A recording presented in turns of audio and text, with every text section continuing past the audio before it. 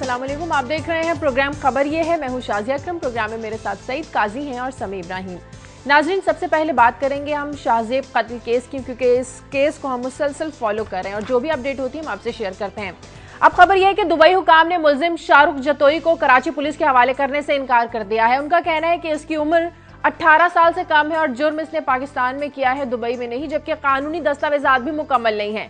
तो क्या शाहरुख की उम्र इसकी सजा को इसको बचा पाएगी? और आखिरकार दूसरी खबर आपसे डिस्कस करेंगे कि साबिक चेयरमैन ओगरा को अबू धाबी में गिरफ्तार कर लिया गया है। तौकीर सादिक की गिरफ्तारी का हुक्म सुप्रीम कोर्ट ने दे रखा था। तौकीर सादिक पर 82 अरब रुपए की करप्शन का इल्जाम है। तौकीर सादिक पहले काठमांडू और फिर बांग्लादेश फरार हो चुके हैं। अब गिरफ्तारी तो अमल में आ गई है, लेकिन 82 अरब रुपए जिसने कौमी खजाने को भारी नुकसान पहुंचाया है, इसकी वापसी मुमकिन होगी या तौकीर सादिक सुप्रीम कोर्ट के सामने आएंगे और अपने ऊपर लगे इल्जामात का दिफा करेंगे? इस पर भी हम बात करेंगे। और साथ ही हम बात करेंगे पाकिस्तान और भारत के ताल्लुकात की, जिसमें कशीदगी बढ़ गई है। भारतीय फौज की जानिब से कंट्रोल लाइन पर फायरिंग के इल्जामात को पाकिस्तानी फौज और हुकूमत ने मुस्तरद कर दिया है। पाक फौज का कहना है कि हमारे पास भारतीय हमले के शवाहिद मौजूद हैं और अगर भारत इल्जाम तराशी की बजाय शवाहिद फराहम करे तो ये अच्छा होगा। क्या ये भारतीय फौज का महज एक प्रोपेगेंडा है या फिर भारत पाकिस्तानी चेक पोस्ट पर हमले के मामले को दबाना और इससे तवज्जो हटाना चाहता है? इस बारे में भी बात करेंगे। और आखिर में हम बात करेंगे कराची में वोटर्स की घर घर तस्दीक का अमल आज शुरू हो चुका है। पाक फौज के दस्ते कराची पहुंच गए हैं। वोटर्स की तस्दीक का तरीकेकार होगा क्या? क्या अवाम ताउन करेंगे? एमक्यूएम का रद्द-ए-अमल क्या होगा? और क्या ये मामला खुश उसलूबी से अंजाम पाएगा? इस पर आज हम बात करेंगे। सवाल हमारा सुन लीजिए। सवाल आज का हमारा जुड़ा है शाहजेब कत्ल केस से। सवाल हमारा ये है कि क्या शाहजेब के कातिल कैफिरे किरदार तक पहुंच पाएंगे? इस पर अपनी राय दीजिए, ईमेल करें, एसएमएस कीजिए या टेलीफोन कॉल के जरिए हमारे सवाल का जवाब दीजिए। रोजाना की तरह हमारे पास अहम खबरें आपके साथ शेयर करने के लिए सबसे पहले काजी साहब से पूछते हैं। जी काजी साहब। शाजिया, शुरू में मैं बात करूंगा, एक वर्ल्ड रिस्क रिपोर्ट आई है। वर्ल्ड इकनॉमिक फोरम एक बहुत बड़ी बॉडी है जिसे मल्टीनेशनल कंपनियां और बहुत लोग फंड करते हैं। उन्होंने 1000 एक्सपर्ट्स से पूछा कि दुनिया को सबसे बड़े खतरे क्या लाहक हैं। 50 खतरों की उन्होंने निशानदेही की। जो पहले और दूसरे नंबर पे खतरात उन्होंने बताए हैं। पहला खतरा उन्होंने दुनिया को बताया है जो ग्रोइंग डिस्पैरिटी है, गुर्बत और अमारत की बढ़ती जो तफरीक है, उन्होंने दुनिया को सबसे बड़ा खतरा लाहक इसे करार दिया है। दूसरा खतरा जो उन्होंने कहा है वो एनवायरमेंटल है, यानी जो फिजाई आलूदगी की वजह से अब ये दोनों जुड़े हुए हैं आपस में। हम इस पर भी बात करेंगे और बड़ी इंटरेस्टिंग डिबेट इनिशिएट कर दी है इस जो रिपोर्ट आई है इसने। और फिर चूंकि है तो ये आलमी रिपोर्ट, मगर इत्तफाक से हम भी इसी ग्लोब पे चूंकि रिहाइश पसीर हैं, पाकिस्तान यहीं पे है और इन तब्दीलियों से वो मुबर्रा नहीं हो सकता। इस पस मंज़र में हम देखेंगे ये क्या कहानी है और कैसे ये जो चैलेंज हो रहे हैं इकनॉमिक और पोलिटिकल स्ट्रक्चर पूरी दुनिया में एक माशी चोरी चकारी की वजह से। दूसरी मेरी खबर IMF के हवाले से। IMF हमने जो 4 टारगेट्स दिए थे 2012 और 13 के बजट में, एक ग्रोथ टारगेट, दूसरा इन्फ्लेशन का यानी अफरात ज़र का, और फिर बजट डेफिसिट का और वसूलियों का। IMF ने हमें मुत्तला किया है कि आपके चारों टारगेट मिस हो रहे हैं।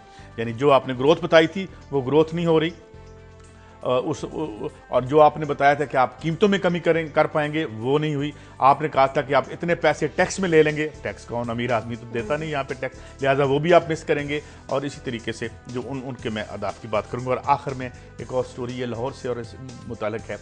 हम जानते हैं 650 रुपये केजी मटन बिक रहा है, सरकार की कीमत 350 रुपये है, जो आवेजा होती है बिक 650 रुपये का रहा है। ये तो वैसे ही हम गरीब आवाम पे पाबंदी लगा चुके हैं मटन खाने की। मगर अब खबर ये आई है कि अंडों और जो चिकन है उसकी कीमतों में भी एक इजाफा है और वो अभी रबीउल अव्वल आने वाला है, इसमें पहले से ही वो कुछ शार्टेज करके तो मार्केट को मैनिपुलेट कर रही हैं, लगता है कुछ जमहूरी फोर्सेस। तो ये इस पे हम बात करेंगे कि ये सारा तमाशा क्या है।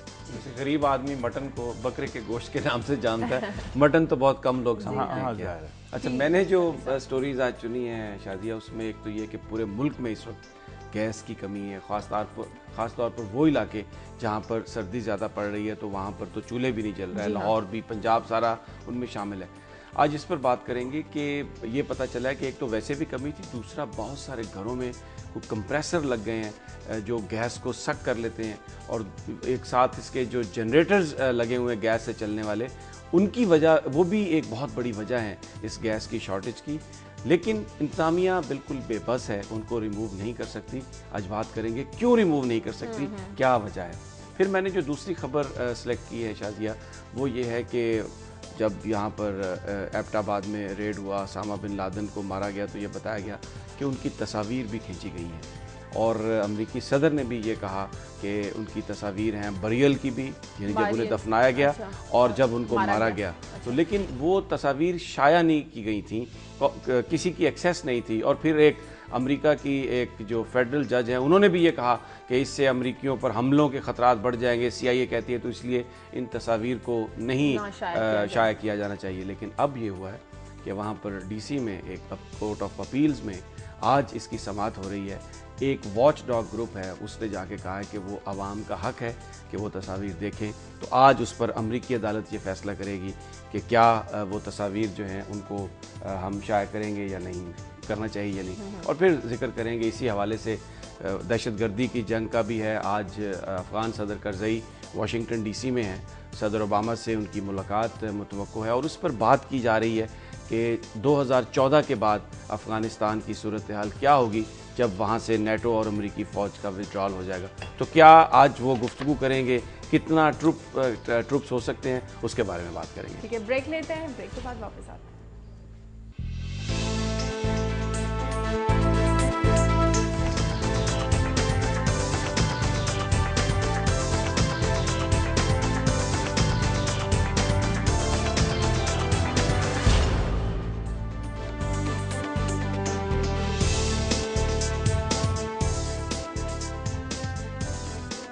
ब्रेक के बाद खुशामदीद नाज़रीन। दुबई हुकाम ने शाहरुख जतोई को कराची पुलिस के हवाले करने से इनकार कर दिया और कहा है कि उसकी उम्र 18 साल से कम है। किस किस्म की कानूनी पेचीदगियां हैं जो वो आड़े आ रही हैं जो शाहरुख जतोई को गिरफ्तार नहीं करने दे रही। हमारे नुमाइंदे बाबर सलीम हमारे साथ लाइन में मौजूद हैं, बाबर से बात करते हैं। बाबर, क्या मसाइल सामने आ रहे हैं कि शाहरुख जतोई को गिरफ्तार नहीं किया जा रहा? दुबई हुकाम का ये कहना है कि उसकी उम्र 18 साल से कम है, जुर्म उसने पाकिस्तान में किया है, दुबई में नहीं किया।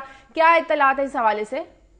देखिए शादिया, बड़े मुतजाद बयानात हैं। उस रोज से जिस रोज से ये वाकया पेश आया तब से आज इस वक्त तक जब हम बात कर रहे हैं तो कानून नाफिज करने वाले इदारे इंतहाई पुरअसरार किस्म की तफ्तीश इस वाकये में कर रहे हैं। बयानात मुख्तलिफ हैं लेकिन जो डॉक्यूमेंट सामने आता है वो बड़ा डिफरेंट होता है। जो FIR कटी थी वो उस वक्त से लेकर अब तक होने वाली तहकीकात में कानून नाफिज करने वाले इदारों का जो दोहरा मयार, दोहरा रवैया है, उसने जो है इस केस को मजीद कमजोर करने की कोशिश की है।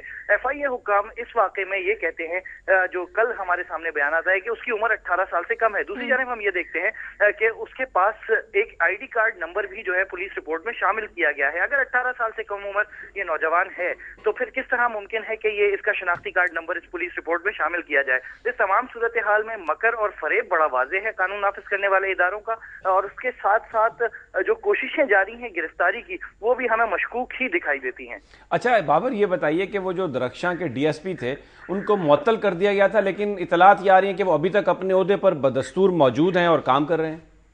जी समी साहब, बड़ा ही मुतनाज़ा किस्म का किरदार है कराची पुलिस का इस तमाम वाक़े में।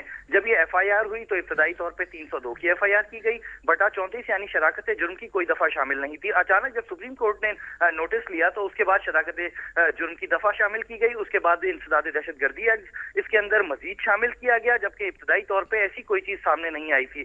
ये FIR बुनियाद बनी थी उन तमाम पुलिस अफसरान को मुअत्तल करने की जो कि इस वाक़े के बाद IG सिंध के एक बयान के मुताबिक मुअत्तल किए गए हैं, जिसमें SHO दरख्शां शामिल थे, इस केस के जो इन्वेस्टिगेशन ऑफिसर हैं वो शामिल थे और उनके साथ इलाका DSP शामिल थे। अच्छा बाबर, ये बताएं जी प्लीज आप बात करें। क्योंकि सियासी असर रसूख कुछ इस कदर सर चढ़कर बोल रहा है इस मामले में, तो देखा ये जा रहा है कि IG सिंध कहते हैं जी कि हमने मुअत्तल कर दिया, और अगले दिन जब कोई बात करनी हो तो उसी DSP को आगे कर दिया जाता है कि इससे बात कर लें। कैसे माना जाए कि पुलिस जो है वो शफाफ तफ्तीश? अच्छा बाबर, ये बताइए कि कौन लोग हैं इतने पावरफुल, इनके कोई बैकग्राउंड बताएं, इनका कोई नक्शा बताएं, इनके पीछे कौन है?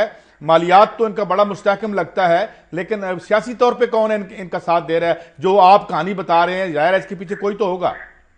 साहब देखिए, ये कोई नए नाम नहीं है जो कि पाकिस्तान में खुसूसन जो अमीर तबका है उसमें शोहरत रखने वाले के हिसाब से हो। हम कहें कि शोहरत वो मनफी है तो वो भी सही है। इसमें जो लोग शामिल हैं वो पाकिस्तान के बड़े जो सनतें हैं उसमें उनकी इन्वेस्टमेंट्स हैं। हमारे जराए ये भी कहते हैं कि जो पॉलिटिकल पार्टीज हैं बाद उनकी फंडिंग भी ये करते हैं। दूसरी जानिब कराची पुलिस में सियासी भर्तियों का मामला है, तो ये दोनों मामला के तनाजुर में अगर देखा जाए तो बड़ी आसानी से समझ में आता है कि ये लोग कौन है, कौन इनकी पुष्टपनाही कर रहा है और क्यों पुलिस जो है वो सहमी सहमी दिखाई देती है। देती है। जी अच्छा, ये बताएं, जो टीम गई थी गिरफ्तार करने के लिए, उसका एक एहलकार वतन वापस भी पहुंच गया, वो क्या बताता है कि कौन सी कानूनी दस्तावेजात हैं जो पूरी नहीं है और कब तक वो पूरी होंगी? देखिए, ये एक डीआईजी रैंक के ऑफिसर हैं जो वापस आए हैं और कल इन्होंने जो है वो बाज़ मकामात पर जो है वो बात भी की है इस तमाम सिचुएशन के हवाले से। लेकिन जो सबसे बड़ी दिक्कत है वो ये है कि दुबई में, जहां पे यूएई में ये मौजूद है, ये शख्स, ये नौजवान, इस मरकजी मुल्जिम जो करार दिया जा रहा है, इसकी दुबई में मौजूदगी के हवाले से कोई क्राइम साबित नहीं हो रहा है। जो शवाहिद पेश किए गए हैं, गुज़िश्ता रोज हमने वो रिपोर्ट पढ़ी जो कि इस केस में पेश की गई है, तो उसमें वाज़ेह तौर पर लिखा है कि सफिशिएंट एविडेंसेस पुलिस ने जो है इंटरपोल को फराहम नहीं किए हैं, जिसके बायस बाकायदा गिरफ्तारी अमल में नहीं ला रही है। दूसरी जानिब सियासी शख्सियात के साथ भी अब राब्ते पुलिस के शुरू हैं और कोशिश ये की जा रही है कि इस खानदान को, जिसका ये नौजवान जिससे ताल्लुक रखता है, इनको जो है कोशिश की जाए और ये खुद से जो है उस नौजवान की गिरफ्तारी देने के लिए राजी हों। ठीक है, बहुत शुक्रिया बाबर सलीम। इसका मतलब ये हुआ कि पुलिस नाअहली दिखा रही है, जो प्रॉपर उनको एविडेंस फराहम नहीं कर रही है। नाअहली नहीं दिखा रही, बेसिकली पुलिस ने शुरू में, जैसे बाबर सलीम ने बताया कि उनको अंदाज़ा था कि ये बाहर जाएगा, बाहर से उनको ये भी पता है कि कौन से कवानीन के तहत लाया जा सकता है, तो एफआईआर में इस किस्म की चीज़ें उन्होंने ऐड की हैं, जिसकी वजह से अब जो मुल्ज़म दुबई में आइडेंटिफाई हो चुका है, उसकी लोकेशन का पता चल चुका है। हो सकता है वो दुबई जो पुलिस है उसकी तहवील में भी हो, लेकिन असल मामला है उसकी पाकिस्तान हवालगी, जहाँ पर उसने जुर्म किया उसके खिलाफ जहाँ पर तहकीकात और फिर वो मुकदमे का सारा काम हो। तो ये सारा कुछ सिर्फ नाअहली नहीं है, ये समटाइम्स एक बड़ी कैलकुलेटेड मूव्स होती हैं जिसके जरिए सारा कुछ किया जाता है बचाने के लिए। एक दफा एक तरफ कहा जा रहा है 18 साल से कम है, दूसरी जानब रिपोर्ट में उसका आईडी कार्ड नंबर भी। एक बात जो बाबर सलीम साहब ने की है जी कि ये बहुत बड़ी ये फंडिंग करते हैं पॉलिटिकल पार्टीज की, अभी कह रहे थे ना, अभी ऑन एयर सुना हमने, तो ये है, ये इसका मतलब ये है कि जहाँ जो वहाँ पे जो भी पार्टीज पावर में है, हमारा एक सवालिया निशान है, उन पे एक बच्चा मरा है, तो ये बताएं हमें कि ये कौन लोग हैं और क्या एक फिर इसी तरीके से ये अनटचेबल्स हैं, तो या हमें ये बता दें, इस कॉइन में ही डाल दें कि भाई नहीं, इनको आप हाथ नहीं लगा सकते, इनके पास बहुत अमाउंट है, इनके पास बहुत पॉलिटिकल पावर है, तो ये आपके मरते रहेंगे और ठीक है, हम मान लेते हैं। अब इसमें जो एक बेसिक चीज़ जो सामने आई, देखें अब वो बंदा लोकेट भी हो गया, ये सब कुछ हुआ कैसे? ये हुआ सुप्रीम कोर्ट के ऑर्डर्स की वजह से। हाँ। हालांकि ये काम इंतज़ामिया को, गवर्नमेंट को, प्रोसिक्यूशन को खुद करना चाहिए था। अब वो फिर एक इशू आ जाता है कि जब इंतज़ामिया अपना काम नहीं कर पाती तो फिर उसमें सुप्रीम कोर्ट को इंटरवीन करनी पड़ती है बार बार। अब ये मामला अभी तक भी जहां पहुंचा है, ये सिर्फ और सिर्फ सुप्रीम कोर्ट के एक्शंस की वजह से पहुंचा है। उसमें इंतज़ामिया हमें नज़र आती है कि वो इनको, क्योंकि बेसिकली जो जतोई हैं वो शाहरुख जतोई जो है उसका जतोई खान वादे से ताल्लुक है और बताया जाता है कि वो पोता है उनका गुलाम मुस्तफ़ा खान जतोई का। तो अब उनका जो इतना बड़ा सियासी इन्फ्लुएंस है उसमें आप देख लें, दूसरा भी जो तो कानून बना देना कि तो बड़े आदमी के पोता जो है उसको कत्ल करने की इजाजत है। बेसिकली ये है कि जो लोग सियासी तौर पर या माशी तौर पर यहाँ पर मजबूत हैं, उनको अभी तक इस मुल्क में जो प्रॉब्लम है इस मुल्क की सबसे बड़ी कि उनको कभी सजा नहीं हुई। वो जो भी जुर्म करें, किसी का बच्चा मारे, कोई टैक्स बचाएं, कुछ भी करें, आप उनको टच नहीं कर सकता। लाहौर से कॉलर है मुमताज। हेलो जी, वालेकुम सलाम। ये मैं कहना चाह रहा हूँ कि ये जो है, आप सबसे पहले तो मैं मीडिया का इंतहाई शुक्रगुजार हूँ कि ये उन्होंने ये शाहजेब कत्ल केस के सिलसिले में जो मुहिम शुरू की हुई है। तो उसके अलावा ये जो आप बता रहे थे अभी थोड़ी देर पहले कि ये इसमें जतोई खानदान या दूसरे लोग जो वडेरे हैं सिंध के वो इन्वॉल्व है, तो इनका कोई कला कमा करने के लिए हम लोगों को, आप लोगों को भी गाइड करें कि उसके लिए वो क्या करें और क्या चीजें कैसे आवाज उठाएं और कैसे इसके खिलाफ जो है ना वो अवाम निकले बाहर। ठीक है, ठीक है, बहुत शुक्रिया। ये हम बात कर रहे थे। अच्छा, एक अहम गिरफ्तारी अमल में आई है, आगे बढ़ते हैं, तौकीर सादिक की बात कर लेते हैं। तौकीर अच्छा, मैं इनका पहले एक बड़ा इन्होंने एक वैलिड सवाल किया कि हम एक मसले का जिक्र तो करते हैं लेकिन उसका हल नहीं बताते। अब उसमें यह है कि ये एक इंतहाई कॉम्प्लिकेटेड इशू है जो हमारी सियासत में मैं और काजी साहब हमेशा इस पर बहस भी करते रहते हैं कि जो वडेरे हैं, जो इस मुल्क की सियासत पर काबिज हैं, उनको बहरहाल वो इसी तरीके से रुक सकते हैं कि जिस वक्त अवाम अपना वोट देने के लिए जाएं तो उनको वोट मत दें। लेकिन फिर एक मसला ये आ जाता है कि लोगों के पास उस वक्त चॉइसेस क्या हैं। इस पर भी जो एक उसकी सूरत हो सकती है वो ये है कि हो सकता है शुरू में लोगों को मेहनत भी करना पड़े, इसमें कुछ लोगों की जानें भी जाएं। किसी भी जो दुनिया की तारीख में हमने देखा है बड़े आदमी से तसल्लुत के लिए बिल आखिर जब लोग ही बाहर निकलते हैं अपने राइट्स के लिए, फिर ही उससे जान छूटती है। बात करें फिर, क्योंकि उसके अलावा ये मुमकिन नहीं है क्योंकि जिस तरह वो एस्टेब्लिशमेंट में घुसे होते हैं, जिस तरह वो पूरे एक ढांचे पर काबिज होते हैं, उनका वहां से निकालना इतना आसान काम नहीं है, लेकिन वो निकल जाता है। और उसमें बड़ी जो सिर्फ एक जो अभी तक जो हमने देखा है जो बड़ा फैक्टर होता है वो ये होता है कि लोग अपने वोट का जब इस्तेमाल करें तो सही तरीके से इस्तेमाल करें। ये तो आप अपने आप को कंट्राडिक्ट कर रहे हैं ना। आप अभी आपने कहा है कि उनके पास चॉइस ही नहीं होता जब वो वोट देने जाते हैं। बनानी पड़ेगी। आपने इसमें दो बातें की हैं जो मीनिंगफुल है और मैं उनसे एग्री भी करता हूं। एक तो इनके पास चॉइस नहीं है, ठीक है। दूसरी बात ये कि फिर वो हाथ वाला वोट नहीं होता जो आप बात कर रहे हैं और जो आज हाई कोर्ट ने बात की है, इस्लामाबाद की हाई कोर्ट ने, जिसमें उन्होंने रिजेक्ट की है प्ली कि भाई लॉन्ग मार्च करना हर किसी का हक है।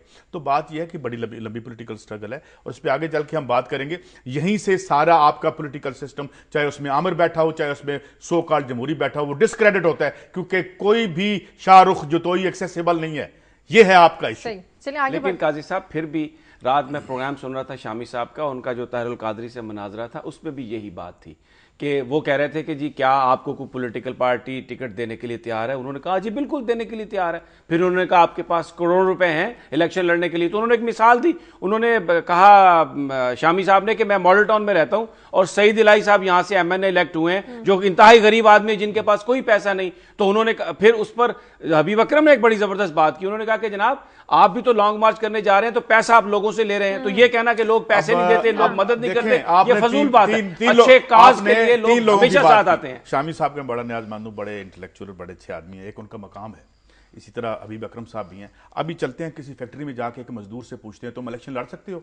हु रिप्रेजेंट्स 80 और 90% ऑफ द पीपल। अभी तुम्हें टिकट के बजाय उसके पास बस का टिकट नहीं है, बहुत सारे नहीं उसके पास बस का टिकट नहीं है। अब आप सईद इलाही की बात करते हैं, इन लोग ये तो खुशनसीब इंसान है, ये तो बड़े लोग हैं। इनकी मिसाल से आप आम आदमी को गलत ना करें। ये तो बड़े लोग हैं, नेक लोग हैं, अच्छे लोग हैं। लेकिन बात ये है इलेक्शन लड़ने के बाद बड़े लोग बन जाते हैं। इलेक्शन लड़ने के बाद बड़े लोग बन जाते हैं। इस मुल्क में मिसालें मौजूद हैं जिसमें ये टोकनिज्म है, एक मिसाल ले आते हैं ताकि 99% पर कनात डाल दें। मुझे कल मैं एक फंक्शन में था तो खातून मुझे कह रही थी वो काजी साहब आपको दबा लेते हैं, जब आप बोलना शुरू करते हैं तो वो आपको बोलने नहीं देते। मैं कहता किसी भी प्रोग्राम को ना रैंडम निकाल लेते हैं, ये ज्यादा बोलते हैं, ये मैं ज्यादा बोलता हूं। तो ये ज्यादा बोलने से कोई छोटा बड़ा थोड़ी होता है।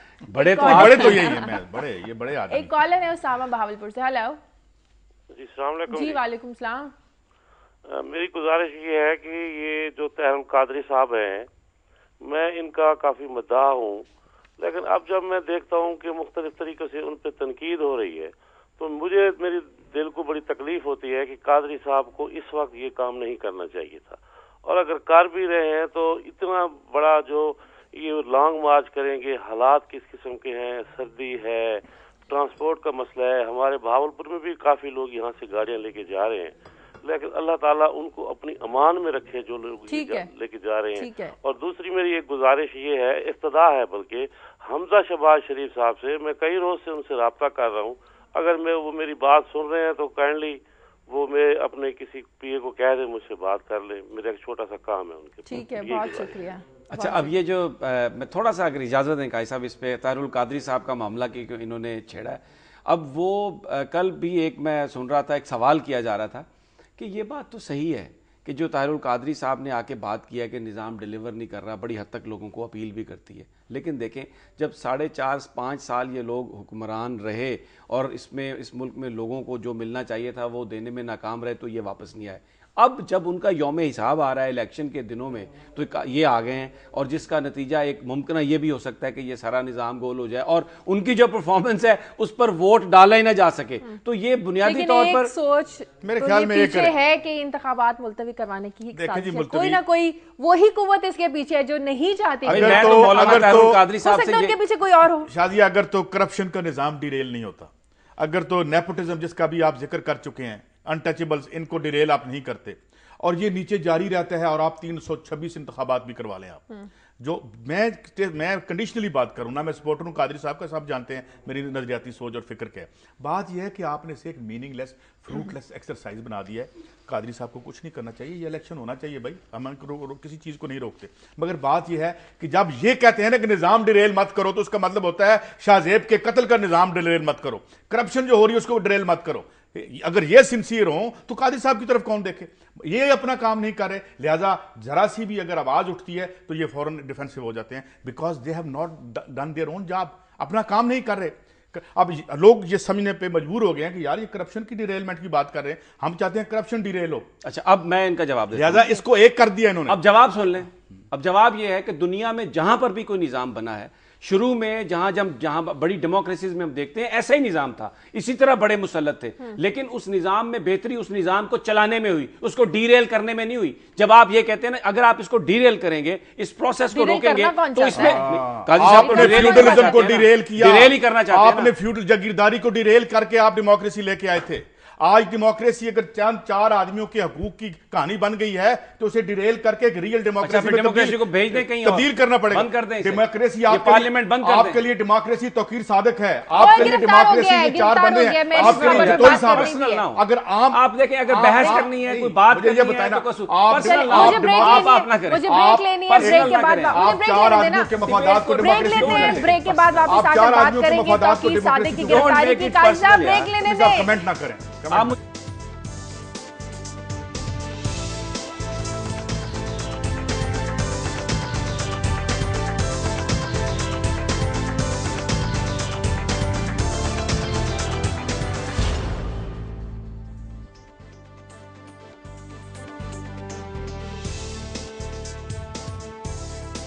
ब्रेक के बाद खुशामदीद बात करेंगे कि कराची में वोटर्स की घर घर तस्दीक का अमल शुरू हो चुका है। पाक फौज के दस्ते कराची पहुंचना शुरू हो गए। इस सारे अमल का तरीकाकार क्या होगा और लोगों का क्या रद्द-ए-अमल है, बात करेंगे हमारे नुमाइंदे लियाकत राना से। लियाकत राना, क्या देख रहे हैं आप कराची में, गली में, मोहल्लों में लोग किस तरह से रिस्पॉन्स कर रहे हैं, किस तरह तामुन कर रहे हैं लोग? देखिए शाजिया, अभी तो ये मामला जो है शुरू हुआ है। जो आर्मी के दस्ते हैं वो भी जो इलेक्शन कमीशन के आरओज हैं, असिस्टेंट आरओज हैं, उनके दफातर में पहुंचे हैं। आज ये चूंकि मामला शुरू होना है और 1 फरवरी तक ये चलता रहेगा। जहां तक अवाम का रद्द अमल है, तो जब अवाम तक ये इंतखाबी हमला पहुंचेगा तो उसके बाद उनका रिएक्शन पता चल सकेगा। ताहम इंतखाबी हमले में 69,26,301 जो वोटर्स हैं उनकी घर घर तस्दीक करनी है और ये सारा मामला जो है वो खाना शुमारी के बाद शुरू किया जाएगा। 1 फरवरी को ये तमाम मामला क्लोज करके एक वोटर लिस्ट तैयार की जाएगी। जी ठीक है, बहुत शुक्रिया लियाकत राना आपका। इसमें कहा बात यह है कि अगर किसी वोटर की तस्दीक नहीं होती है तो उसके घर 3 बार जाया जाएगा, अगर फिर भी नहीं होती फिर वोट का लदम करार पड़ जाएगा। इसका मतलब अच्छा सिस्टम है, बिल्कुल होना चाहिए। से पहले अगर तस्दीक हो जाए और सारा प्रोसेस, क्योंकि ये ट्रांसपेरेंट बनाएगा इस बात को। चलें आगे बढ़ते हैं। कई साहब, आखिरकार आपकी आवाज रंग ले आई। तौकीर सादिक गिरफ्तार तो हो गया, लेकिन सवाल फिर उन 82 अरब रुपए का है कि वो वापस आएंगे या नहीं। नहीं, वो तो अब इस 82 अरब रुपए में जब ये बात होगी ना, उसका ब्रेकअप होगा, इसमें वो कितने लेके गए हैं, उनकी मिसमैनेज की अकेले तो नहीं होंगे ना, या अकेले तो नहीं खाते आप, ऐसे आपके कहीं होते हैं। अगर ये, मगर मैं ये समझता हूँ कि एक बड़ी प्रोमिनेंट लोगों की जो लिस्ट है ही मेक्स अ वेरी, उसमें शामिल हो गए हैं। ये जो खालिद मोइन आफ्ताब थे, या उसके पहले अदनान ख्वाजा थे, ये तमाम लोग थे जिस तरीके से ये मिसमैनेजमेंट होती रही। मगर अब वो उन्हें लाया जाएगा, अब अदालत में सबूत पेश होंगे, पता चलेगा क्या लेके गए क्या नहीं लेके गए। नैब अपनी जो उसकी फाइंडिंग्स हैं वो अदालत में पेश करेगी। मगर यहाँ पे हुआ ये, और तकलीफदेह बात ये है कि जो बड़ी बिग फिश है वो नहीं नेट होती। जब वो नेट नहीं होती, नेट से मुराद ये कि उसको सजा नहीं मिलती। जैसे आज आपका सवाल था, क्या शाहजेब के जो कातिल हैं वो कैफरे किरदार तक पहुंचेंगे या नहीं पहुंचेंगे, या वो यूं ही अवॉइड करके निकल जाएंगे क्योंकि वो उसका बेटा है, वो उसका बेटा है। और ये अजीब इनकी सिक ईगो होती है, मुझे समझ नहीं आती। हारियों की मेहनत पे पलने वाले जो हैं वो इस तरह से क्या जुल्म का एक बाजार मचा रखते हैं। मगर बात ये है, ये भी बहुत बड़ा सवाल है, सजा होगी या नहीं होगी। ये इस पे डिपेंड करेगा कि वो पॉलिटिकल पीरियड कौन सा होगा जब उनकी प्रोसिक्यूशन हो रही है। यहाँ पे पॉलिटिकल पीरियड में भी ये होता है कि भाई अपनों को बचाओ, दूसरों को आगे कर दो, तो ये है। और बुनियादी तौर पे यहाँ पे जो सबसे बड़ा अजाब है वो यही है कि जुर्म करने वाले को सजा नहीं मिलती, और जुर्म जो है वो वाइट कॉलर वाले करते हैं, ताकत वाले करते हैं। आम आदमी है, उसको फांसी भी लग रही है, अगर कोई परेशानी में कत्ल कर देता है, कुछ कर देता है, तो ये इशू है। कानून आम आदमी के लिए तो बड़ा सख्त है, और वो सख्त 2 तरीके से है। एक तो वो जाके थाने कचहरी में जो है वो जलील भी होता है, रिश्वत देनी पड़ती है, करप्शन का निज़ाम है, उसको कुचलता है ये सारा थाना पटवारी कल्चर। और एक तरफ ये लोग हैं जो इम्पूनिटी के साथ फिरते हैं, इन्हें टच कोई नहीं करता। अच्छा, इसमें इस केस के हवाले से जो मेरी कुछ लोगों से बात हुई, उसमें ये बताया गया कि जो शहजाद भट्टी साहब गिरफ्तार हुए थे, जिन पर इल्ज़ाम है कि उन्होंने मुख्तलिफ जो CNG स्टेशंस के पैसे लेके ठेके वगैरह दिलवाएं, और वो इनके साथ बड़ा क्लोजली काम कर रहे थे, उनकी ये निशानदेही पर गिरफ्तार हुए। क्योंकि खबरें ये आई थी जी ढाका चले गए, वहाँ से जी वो कहीं खटमंडू से चले गए, तो लेकिन पकड़े कहाँ गए? अबू धाबी में। ना वो नेपाल में थे, ना वो श्रीलंका में थे, ना वो बांग्लादेश में थे। एक तो ये बताया जा रहा है कि उन्होंने इसमें रोल प्ले किया। दूसरा ये भी बताया जा रहा है कि शायद कोई प्ली बार्गेन भी हुई है, कि उन्होंने ऑलरेडी नैब से बात करके तो अपनी गिरफ्तारी वहां पर दी है। अब वो जब वापस आएंगे तो जो एक वो प्ली बार्गेनिंग पहले ही जो एक डील कर ली जाती है कि कुछ रकम वापस कर देंगे, फिर कुछ कर आके तो वो उनकी जान, ये सहूलत लेकिन लोगों को मौजूद है, लेकिन थोड़ी सी रकम वापस देके जेल टर्म से आप बच गए, इस तरह ये भी शायद हो। अच्छा, लेकिन एक जो इंपॉर्टेंट डेवलपमेंट होने की तवक्को है और उम्मीद है कि ज़रूर सुप्रीम कोर्ट डायरेक्शन भी देगी और FIA भी करेगी कि जब बड़े नाम जो आएंगे ना, एक इशू ये था कि जब वो मोटरवे पे गए जहांगीर बदर साहब की गाड़ी में गए, फिर ये भी था कि वो गवर्नर साहब के घर में भी ठहरे रहे, यहाँ पे खोसा साहब उस वक्त गवर्नर थे। तो अब जो ये बड़े नाम हैं जिनमें जहांगीर बदर हैं, जिनमें साबिक गवर्नर खोसा साहब हैं, फिर उसमें रहमान मलिक साहब भी हो सकते हैं, तो ये भी अब डायरेक्ट उस इन्वेस्टिगेशन में आ सकते हैं, उस नेट में आ सकते हैं। तो अगर इन्वेस्टिगेशन सही होगी, और उम्मीद करते हैं इसलिए कि सुप्रीम कोर्ट ने इन जो केसेस के हवाले से, जिस तरह ये तौकीर सादिक का केस था या जैसे ये अभी शाहजेब का केस हुआ, उसमें एक बड़ी सख्त जो है ना वो डिटर्मिनेशन के साथ इस मामले को आगे बढ़ाया है। तो ये उम्मीद की जाती है कि ये जो बड़ी बड़ी मछलियां हैं ये नेट में आएंगी और इसको सुप्रीम कोर्ट ने एविडेंस तो इकट्ठे नहीं करने, सुप्रीम कोर्ट ने गवाहियां तो नहीं करवानी, लेकिन नैब ने तो रिपोर्ट पेश करनी है ना, कोर्टें सजा ही नहीं देती। देखिए नैब भी आपकी वो रिपोर्ट्स में इनका नाम है, एडमिनिस्ट्रेशन के अंडर होती है ना। होता ये है कि ये वीक लेके जाते हैं एविडेंस और फिर कहते हैं जी कोर्ट ने कुछ नहीं किया, हम पकड़ते हैं, कोर्ट रिहा कर। भाई कोर्ट को कोई एविडेंस दोगे तो वो सजा देगी ना। तो मुझे कॉल लेने थे, गोजर से कॉलर है अमजद। हेलो जी, अस्सलाम वालेकुम। जी वालेकुम सलाम जी, गोजरा से मलिक अमजद इस्लाम अमजद बात कर रहा हूँ। जी जी, आप सबको मेरी तरफ से अस्सलाम वालेकुम और सुबह बखैर। अच्छा, ये जो तौकीर सादिक वाला मामला आप सब जो डिस्कस कर रहे हैं, ये तो आप देखेंगे कि अब ये पकड़े गए हैं, इनको सजा होती है नहीं होती, फैसला आता है, उस पर अमल दरामद होता है नहीं होता। लेकिन मैं इसके साथ साथ जो है एक और अफसोसनाक वाकया जो हमारे गोजरा में यहाँ पे पेश आया था, लेकिन उस पर जो वो कोई तवज्जो नहीं दी गई। खादमे आला हमारे पंजाब जो है वो बड़ा दावा करते हैं कि मैं खादमे आला पंजाब हूँ। यहाँ पे हमारे गाँव 367 जीम्बे, यहाँ पर जो है एक शादीशुदा खातून के साथ 4 ईसाई अफराद ने जो है वो इज्तिमाई ज्यादती की। ये खादमे आला को क्यों नहीं नजर आया, मीडिया को क्यों नहीं नजर आया? वो बेचारी जो है दर जो है वो गरीब लोग हैं, इंतहाई गरीब लोग हैं, एक दिन की कमाएंगे तो वो रोटी खाएंगे, लेकिन किसी को, इंतजामिया को, खादमे आला को, वजीर आजम को जो है वो कुछ नजर नहीं आया कि इस खातून के साथ जो ज्यादती हुई है इसके सर पर को हाथ रखा जाए। ठीक है, बहुत शुक्रिया अमजद, बहुत अफसोसनाक वाकया। हम भी, आप भी इसकी डिटेल हमें ईमेल कर दीजिए और हम भी इस पर बात करेंगे। अच्छा, इसमें मैं सिर्फ एक बात करना चाहता हूँ, कॉलर ने, ये आपने अच्छा है कि इस मामले को उठाया और इस मामले को यकीनन हमारी दरख्वास्त होगी पंजाब गवर्नमेंट देखे, लेकिन मैं सिर्फ आपने जो गुफ्तगू की उसमें मैं सिर्फ एक पॉइंट अर्ज करना चाहता हूँ। आपने ये जो लफ्ज़ इस्तेमाल किया ना कि 4 ईसाई नौजवानों ने उनके साथ ज्यादती की, ये इसमें जो करप्ट होता है, जो क्रिमिनल है, उसमें उसके मजहब का ताल्लुक नहीं होता। मिनॉरिटीज़ हमारे मुल्क में, अकलियती हमारे मुल्क में पहले ही बहुत ज़्यादा तशद्दुद और बहुत ज़्यादा दबाव का शिकार है।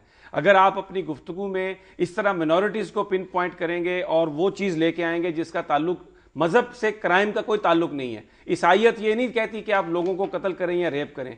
चंद लोग होंगे जिनका मजहब यकीनन वो क्रिश्चियनिटी हो सकता है, अगर उन्होंने कोई ज्यादती की है तो इससे मजहब का कोई ताल्लुक नहीं, इससे मिनॉरिटीज का कोई ताल्लुक नहीं। तो मेरी आपसे दरख्वास्त ये है कि जो जिसको तो जरूर निशानदेही करेंगे किसी ने जो बुराई की है, और हम भी उसमें आपके साथ हैं कि उस बुराई को पकड़ें, लेकिन खुदा के लिए जो अकलियतें हैं उनके लिए मसाइल पैदा ना करें, इसलिए कि वो पहले ही ऑलरेडी बेचारी बहुत ज्यादा दबाव में है। ठीक है, कैसे आपकी खबरों की तरफ? शादी में सबसे पहले एक वर्ल्ड इकोनॉमिक फोरम बहुत बड़ी बॉडी है जहाँ पे अक्सर हम लोग जाते हैं और ये इसको मल्टीनेशनल कंपनीज फंड करती हैं। इन्होंने एक रिस्क रिपोर्ट 2013 यानी खतरा रिपोर्ट कह लें 2013, इसमें 50 खतरों की निशानदेही की गई थी और इसमें उन्होंने 1000 जो एक्सपर्ट्स हैं इंडस्ट्री के, एकेडेमिया के, तदरीस के, यूनिवर्सिटी से जो बड़े लोग थे उनसे उन्होंने पूछा, तो उन्होंने जो 2 बड़े ख़तरात पॉइंट आउट किए। उन्होंने एक तो ख़तरा कहा कि जी ग्रोइंग डिस्पैरिटी, इकनॉमिक जो ये गुर्बत और अमारत की जो तफरीक बढ़ रही है, और दूसरा ख़तरा उन्होंने ये बताया कि जी ये जो एनवायरनमेंट को हम बर्बाद कर रहे हैं। अब ये दोनों मसले आपस में जुड़े हुए हैं। इसके साथ बड़ी इंटरेस्टिंग उन्होंने कहा एक ख़तरा और भी है। एक ख़तरा और ये है कि वो जो यूरोप में और अमेरिका में यहाँ पर रिजेक्शनिस्ट गवर्नमेंट्स, यानी जो इस निज़ाम के ख़िलाफ़ एक बहुत बड़ी रद्द अमल है, और वो रद्द अमल किसी न किसी तरीके से पॉलिटिकल स्ट्रक्चर्स में ढलेगा, जैसे सायरज़ा के नाम के हवाले से वो यूनान में जो है वो सामने आया। तो अब उन्होंने कहा कि ये जो इशू है, ये इशू ये है कि रियासतें जो हैं वो पॉपुलराइज हो गई हैं, वो गरीब हो गई हैं। चंद इंडिविजुअल डेमोक्रेसी के नाम पे जो इनमें उनके ऊपर बैठे थे, $30 ट्रिलियन सिर्फ उनका सेफ हेवंस में वहाँ पड़ा हुआ है, और अमेरिका डिफ़ॉल्ट पे जा रहा था। अगर ये फिस्कल क्लिफ जिसे कहते हैं, ये डिफ़ॉल्ट था। अब ये मैंने इसलिए लिया कि ये अजाब सारी दुनिया में, और इस अजाब को डेमोक्रेसी की कनात इसके ऊपर डाल देना चाहते हैं। नहीं, ये हमारी चोरी की तरफ इशारा। ये मैं इसलिए बता रहा हूँ कि ये सिर्फ यहाँ बहस नहीं शुरू हुई, ये वर्ल्ड इकोनॉमिक फोरम कोई लेफ्ट की तंजीम नहीं है, ये राइट की फंडेड बॉडी है जो ये कह रही है। और अब रहेगी साथ इसके ये सिलसिला कि ये जो एनवायरनमेंट है, एनवायरनमेंट पे ओबामा ने $9 लाख पकड़ लिए ऑयल और फोसिल्स जो ये तेल वाले हैं, ताकि ऐसी कानून साजी ना हो सके, ऐसी कानून साजी ना हो सके कि जिसके ज़रिए आप उनके मुनाफे कम करके तो एनवायरनमेंट को ठीक करें। और मैं आखिरी बात करता हूँ कि जो अमेरिका के इलेक्शन में 67% पैसे देते हैं इलेक्ट होने के लिए, फिर कानून उनकी मर्जी के बनते हैं। तो ये अजाब जिसका आज हम यहाँ बहस कर रहे हैं, ये इस ग्लोब का सबसे बड़ा सवाल है, जो अमेरिका को भी दरपेश है, यूरोप को भी दरपेश है, और हमें भी दरपेश है, और कादरी साहब को भी दरपेश है। इजाजत हो तो ब्रेक ले लूं? जी आगे चलें, ब्रेक के बाद वापस आते हैं।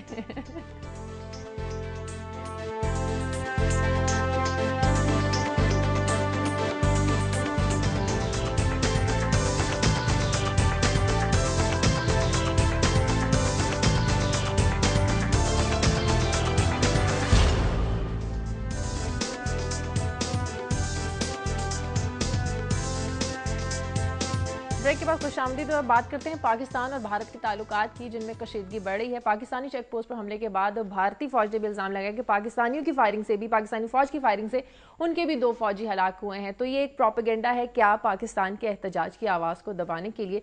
सभी साहब, हम तो धड़ल्ले से कह रहे हैं ना कि हमारे पास शवाहिद मौजूद हैं, अगर भारत के पास भी शवाहिद मौजूद है तो पेश क्यों नहीं करता?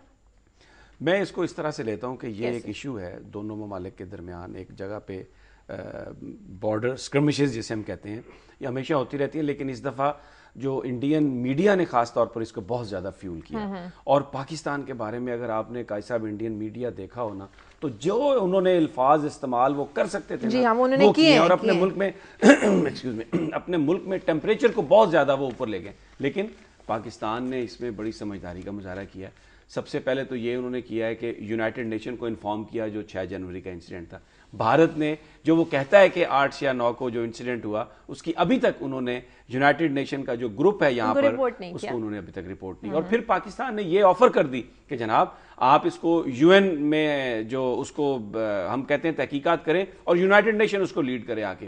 क्योंकि जो वो बताते हैं इंडियन कि जी वो सर काट के ले गए और वो इस तरह से ले गए, तो ये कोई ऐसा बिल्कुल ये फौजियों की कार्रवाई नहीं लगती। हो सकता है कोई ग्रुप हो उनके उस साइड पे जिसने ये वारदात की हो, लेकिन उन्होंने उसका मलबा पाकिस्तानी फौज के सर पर डालने की कोशिश की, क्योंकि उससे पहले उन्होंने वो जो पहली वायलेशन थी उसमें भारत ने बाकायदा एलओसी को क्रॉस करके पाकिस्तान के इलाके में आकर उन्होंने ये सारा, तो वो इससे तवज्जो हटाने की कोशिश की जा रही है। और दूसरा क्योंकि टेम्परामेंट ज्यादा करने की कोशिश की जा रही है, क्योंकि हम पहले भी बात कर चुके हैं, इस वक्त पाकिस्तान उस रिकन्सिलिएशन प्रोसेस में शामिल हो रहा है जो अफगानिस्तान के मुस्तकबिल के लिए आगे जारी है। और इसी से मैं अपनी काई साहब अगर आपको कमेंट करना चाहें एलओसी पे। मेरा कमेंट इतना है कि वो ठीक है, उन्होंने कहा है उनका फौजी मर गया, हमारा क्लेम है कि नहीं मरा, लेकिन क्या कभी इंडियन पॉलिटिशियन ये कहा है कि 24 घंटों में 5000 बच्चे वहां मर जाते हैं? ये उसकी WHO की रिपोर्ट है,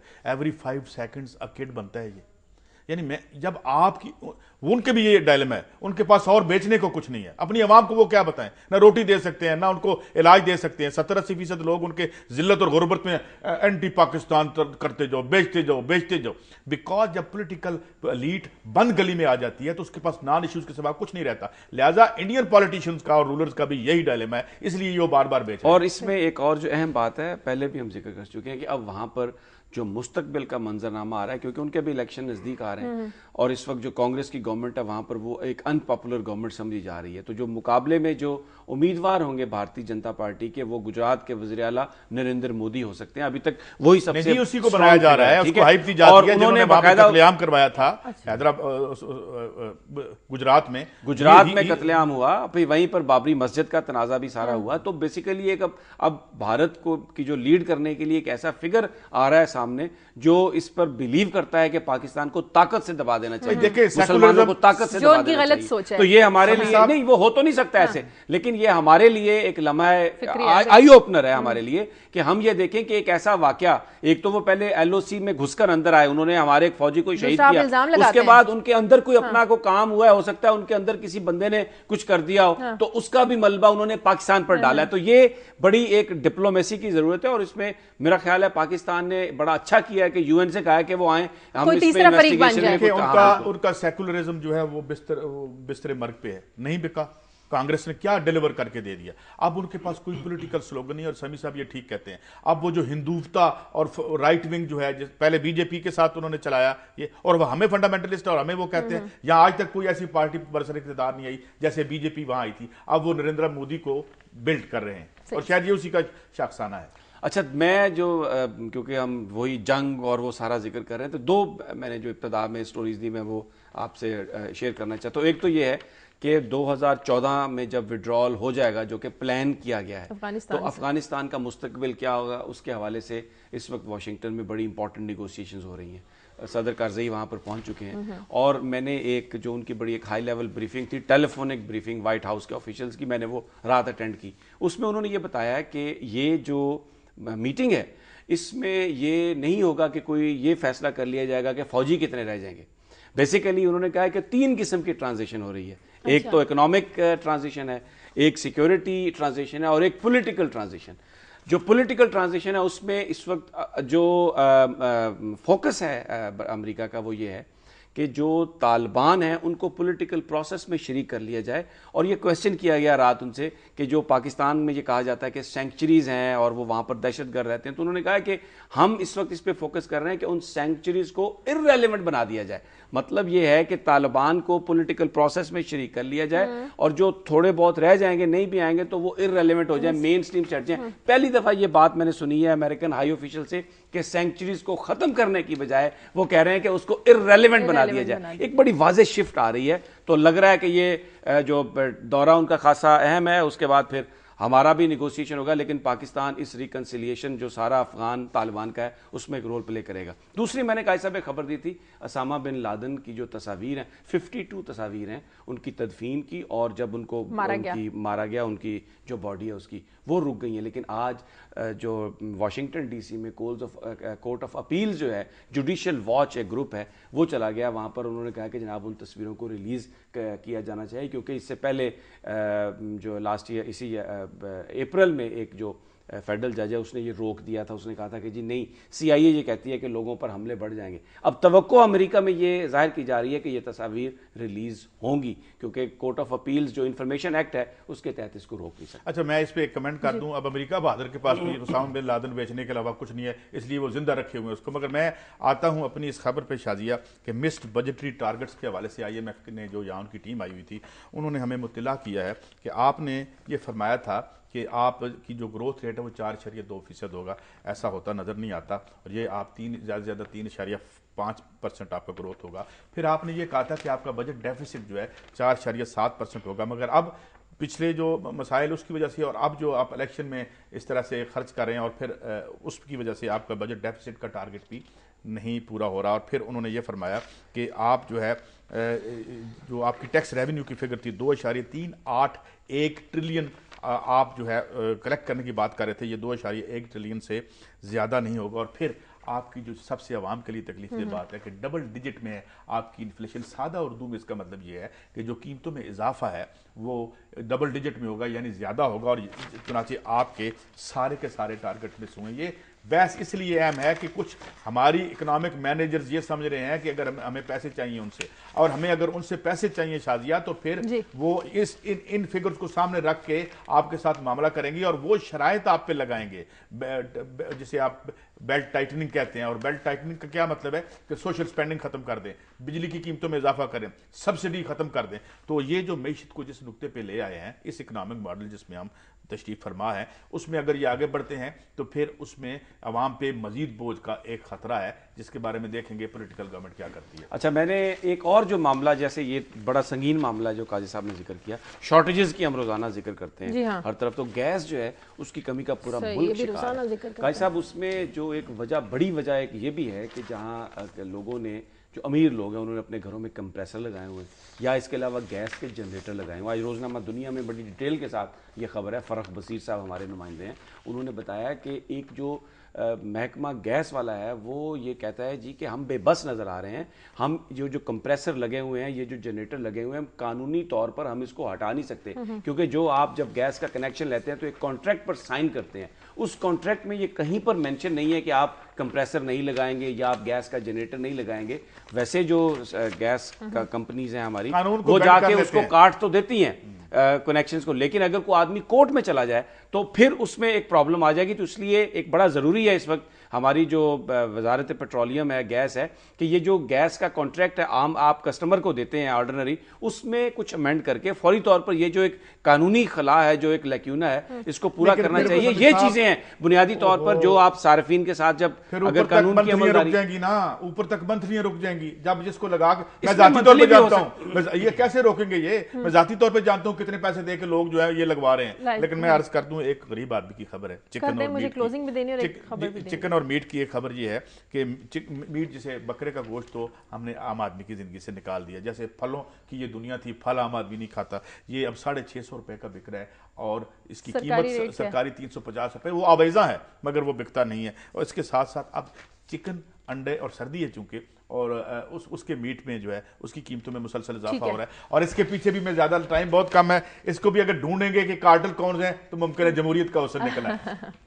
प्रोग्राम का वक्त खत्म हो गया। जाते जाते एक अहम खबर हम आपको दे दें कि शाहजेब कत्ल केस की जो हेयरिंग है, समाअत है, सुप्रीम कोर्ट में शुरू हो चुकी है। 3 रुकनी बेंच समाअत कर रहा है। शाहरुख जतोई के जो वालिद है सिकंदर जतोई, वो भी सुप्रीम कोर्ट पहुंच चुके हैं और अपना मौक़िफ़ पेश करेंगे। इस बारे में जो मजीद डिटेल्स हैं अभी 9 बजे जो हमारा बुलेटिन होगा दुनिया न्यूज़ पर, इसमें आप जान सकेंगे। हमारे प्रोग्राम के लिए हमें इजाज़त दीजिए और फीडबैक दीजिए खबर@duniatv.tv पर। अल्लाह हाफ़िज़।